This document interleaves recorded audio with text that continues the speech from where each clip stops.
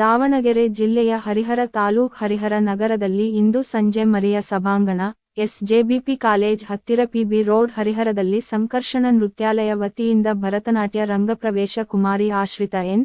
ಗುರುಗಳಾದ ಶ್ರೀಮತಿ ರಾಧಾ ಭಾಸ್ಕರ್ ಇವರ ಶಿಷ್ಯ, ಶ್ರೀಮತಿ ಅನಿತಾ ಮತ್ತು ಶ್ರೀ ನಾಗರಾಜ್ ಜೆ.ಎಚ್. ಹಾಗೂ ನೃತ್ಯ ಗುರು ಮತ್ತು ಶಿಷ್ಯರು ಇವರ ಸಂಯುಕ್ತ ಆಶ್ರಯದಲ್ಲಿ ಭರತನಾಟ್ಯ ಕಾರ್ಯಕ್ರಮವನ್ನು ಆಯೋಜನೆ ಮಾಡಲಾಗಿತ್ತು.